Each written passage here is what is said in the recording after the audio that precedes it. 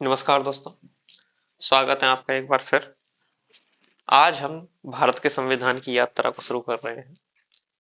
भारत का संविधान जिसके लिए कहा जाता है कि यह एक जीवंत दस्तावेज है और हर विद्यार्थी को भारत के संविधान को पढ़ना चाहिए, ना केवल एग्जाम की दृष्टि से, बल्कि चूंकि हम एक भारत के नागरिक हैं तो हमें पता होना चाहिए कि भारत के संविधान में क्या क्या चीज लिखी हुई है, कौन कौन से प्रावधान है, वह हमारी किस प्रकार से रक्षा करते हैं, किस प्रकार से हमें अधिकार देते हैं, किस प्रकार से हमें न्याय देते हैं।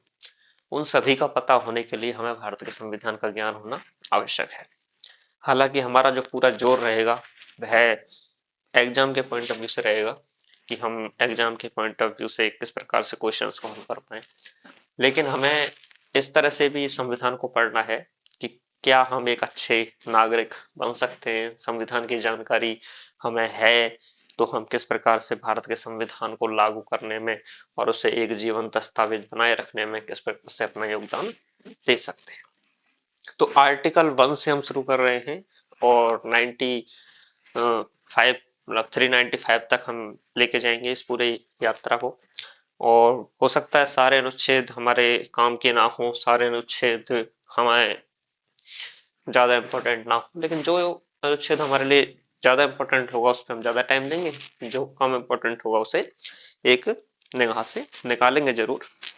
तो सबसे पहले हम आर्टिकल 1 की चर्चा कर रहे हैं और बहुत ही इम्पोर्टेंट आर्टिकल है। स्टार्टिंग होती है और भारत को एक तरह से यह आर्टिकल परिभाषित करता है कि भारत क्या है, उसका राज्य क्षेत्र क्या है, उसके राज्य क्षेत्र में कौन कौन सी चीजें शामिल होंगी, ये सभी दर्शाता है आर्टिकल 1। जैसे कि किसी भी बुक को खोलने से पहले हम ये बता देते हैं ना कि बुक में कौन कौन सी चीजें हैं, किस प्रकार से परिभाषित करना है, वो हमारा अनुच्छेद 1 इस काम को करता है। 3 सब क्लॉज दिए हुए हैं। सब क्लॉज 1 है, सब क्लॉज 2 है, सब क्लॉज 3 है। सब क्लॉज 3 में का, खा और गा 3 सेक्शंस दिए हुए हैं।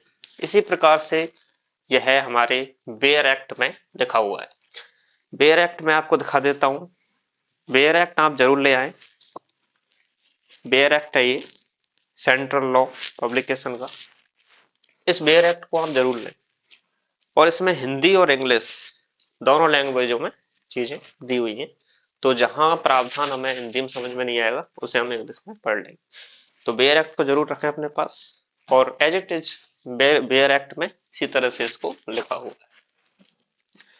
सबसे पहले आर्टिकल 1 के सब क्लॉज 1 की चर्चा कर लेते हैं। अगर हम सब क्लॉज 1 में देखें तो हमें दो शब्द दिखाई देते हैं, भारत और इंडिया। अब संविधान निर्माता हमारे इन दोनों शब्दों को क्यों लिए, ये सवाल उठ सकता है।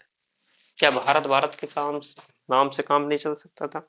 चल सकता था, लेकिन एक बहस हो गई संविधान सभा में कि हमें भारत शब्द रखना चाहिए या इंडिया रखना चाहिए। बहस क्यों हुई?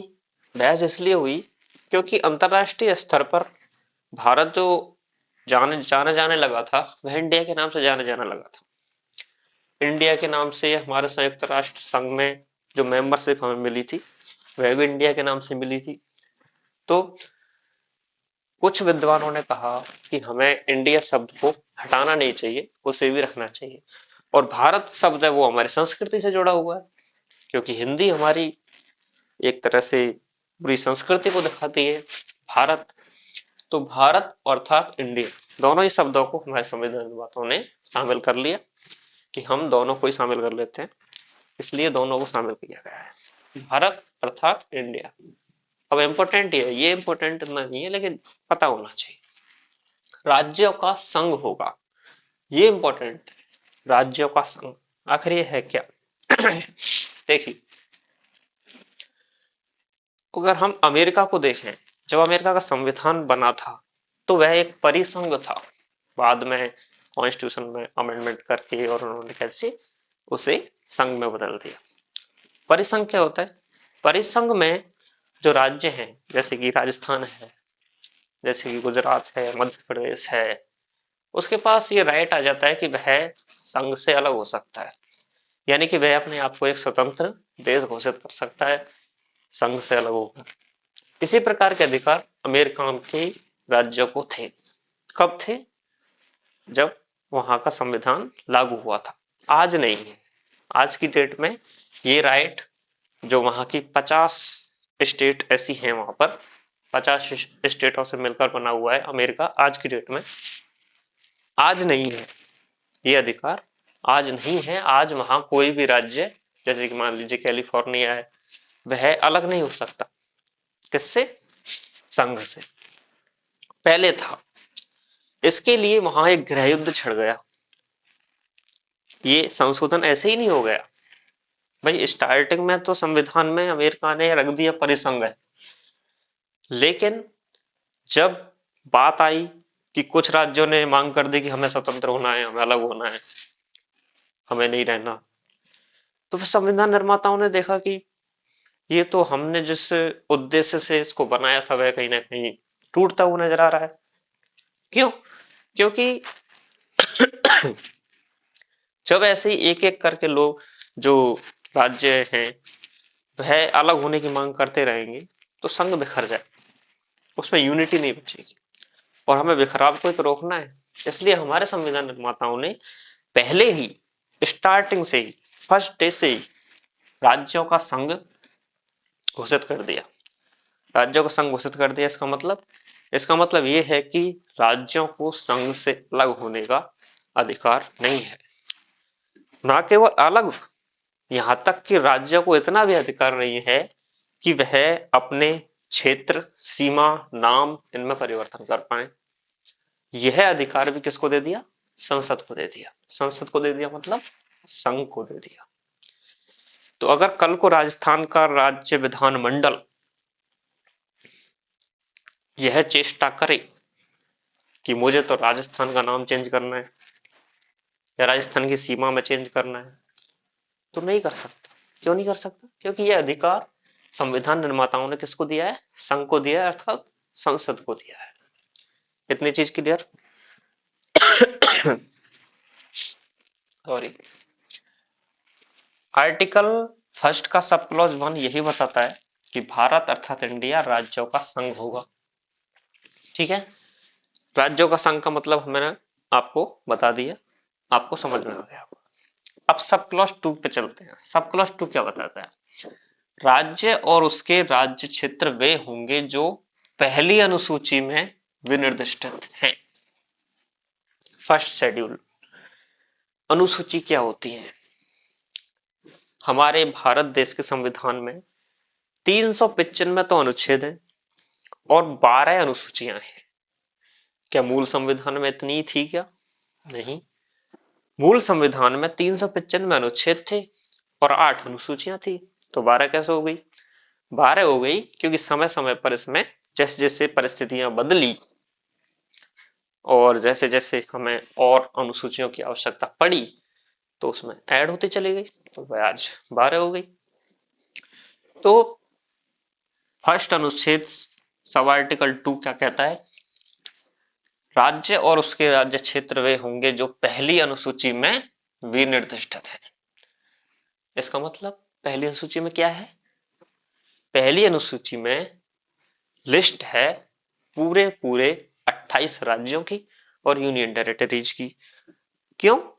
क्योंकि कहीं ना कहीं तो हम राज्यों को दर्शाएंगे कि हमारे राज्य कौन कौन से हैं। तो क्या पहली अनुसूची में ये 28 के राज्य के इतने कितने ही रहेंगे क्या? भाई जब ओरिजिनल संविधान हमारा लागू हुआ उस वक्त 28 थे। उस वक्त कितने थे? उस वक्त 28 थे क्या? नहीं थे। उस वक्त एक व्यवस्था थी, ए, बी, सी और डी, इस तरह से एक सेक्शंस बने हुए थे। इसमें ए में, बी में, सी में, डी में अलग अलग तरह से राज्यों को डिवाइड किया हुआ था। फिर उसके बाद व्यवस्था चेंज कैसे हुई, कब हुई, क्यों हुई, ये सवाल उठता है। देखिए व्यवस्था चेंज होती है 7वें संविधान संशोधन से, 7th कॉन्स्टिट्यूशन अमेंडमेंट 1956। जब राज्यों का पुनर्गठन हुआ और फिर पहली अनुसूची में भी बदलाव हुए और यहाँ पर ABCD इस व्यवस्था को समाप्त कर दिया गया और राज्य बनाए गए और यूनियन टेरिटरीज बनाई गई। कितने राज्य बनाए गए? 14 राज्य बनाए गए और 6 यूनियन टेरिटरीज बनाई गई। 14 राज्य और 6 यूनियन टेरिटरीज बनाई गई। एक आयोग का नाम सुना होगा आपने, फजल अली आयोग। फजल अली आयोग, हृदयनाथ कुंजरू, KM पणिक्कर और हमारे फजल अली, ये उसके सदस्य थे और फजल अली अध्यक्ष थे। तो उन्होंने क्या इतनी सिफारिश की थी क्या? नहीं, उन्होंने ये सिफारिश नहीं की थी। ये तो बाद में हमारे गवर्नमेंट ने उनकी सिफारिश को बदल के और 14 राज्य 6 यूटी कर दिया गया। उन्होंने आई थिंक, मैं श्योर नहीं हूँ, शायद 16 राज्य और 4 टेरिटरीज की बात की थी। एक बार इसको कंफर्म कर लेना, मैं इसको नहीं करा। लेकिन बनाए 14 राज्य और 6 यूनियन टेरिटरीज को बनाया गया था। चलिए, ये तो एडिशनल इंफॉर्मेशन है, इसको आप लिख लेना, इसको हम हटा देते हैं। तो पहली अनुसूची में कब बदलाव हुआ, मैं ये बता रहा था और ये भी बताने का प्रयास कर रहा था कि इनमें समय समय पर बदलाव हो सकते हैं, इसीलिए हमारे संविधान को जीवन दस्तावेज कहा जाता है। अब बात कर लेते हैं सब क्लॉज 3 की। सब क्लॉज 3 बताता है कि भारत के राज्य क्षेत्र में कौन कौन सी चीजें शामिल होंगी। का क्या बताता है? अनुच्छेद 1 सब क्लॉज 3, उसके अंदर का है, खा है और गा है। का कहता है कि राज्यों के राज्य क्षेत्र, राज्यों के राज्य क्षेत्र मतलब जैसे कि राजस्थान है, मध्य प्रदेश है, गुजरात है, छत्तीसगढ़ है, उत्तर प्रदेश है, पंजाब है, ये क्या है? राज्य है। उनके राज्य क्षेत्र वो सभी किसके अंतर्गत आ जाएंगे? राज्य के अंतर्गत आ जाएंगे। खा क्या बताता है? पहली अनुसूची में विनिर्दिष्ट संघ राज्य क्षेत्र, संघ राज्य क्षेत्र मतलब यूटीज, यूनियन टेरिटरीज, वह भी इसी के अंतर्गत आ जाती है। पहली अनुसूची में निर्दिष्ट संघ राज्य क्षेत्र और गांव में ऐसे अन्य राज्य क्षेत्र जो अर्जित किए जाएं। अब जो स्टूडेंट होता है वो यहाँ पर कंफ्यूज हो जाता है कि अर्जित किए जाएं का मतलब क्या होता है। क्या भारत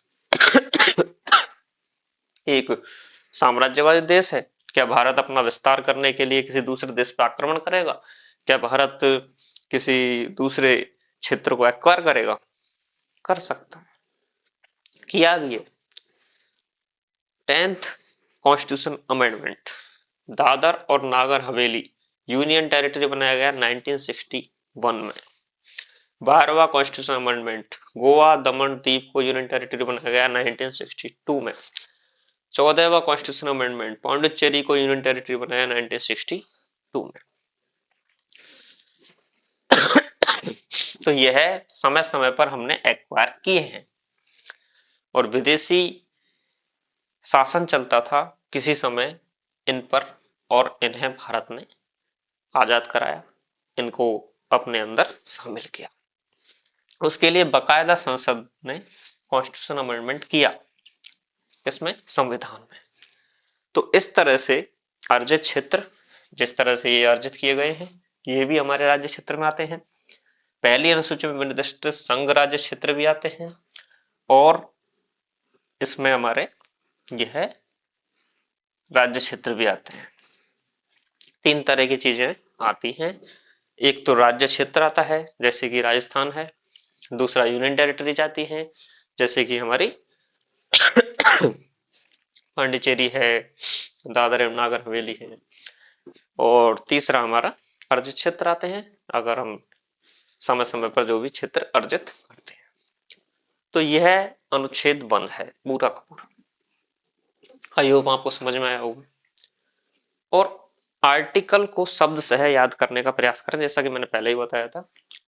आप इस बेयर एक्ट को ले आए, हालांकि मैंने पूरी बेयर एक्ट की तरह ही इसको लिखा है, आप इसे भी लिख सकते हैं। अगर नहीं लाना चाहते तो मैं पूरा आर्टिकल को एज इट इज लिखूंगा, जैसे कि ये बेर एक्ट में लिखा गया है। मैंने लिखा ही यहाँ से है, इससे ही लिखा है मैंने। और ऐसे ही हम एक अनुच्छेद को पढ़ेंगे, डेली पढ़ेंगे। 10-12 मिनट का वीडियो होता है, डेली एक एक अनुच्छेद को आराम से पढ़ेंगे। 10-12 मिनट में हमने एक अनुच्छेद पढ़ा, 5 मिनट में आपने रिवीजन किया, तो 15-20 मिनट में अगर आपका एक अनुच्छेद पक्का हो जाता है, तो इसमें कोई बुराई नहीं। तो यह आप देख लीजिए, और अगर आपको अच्छा लगे तो इसे लाइक कीजिए, और इस सीरीज को कंटिन्यू रखने के लिए सपोर्ट जरूर कीजिए। Thank you. नमस्कार।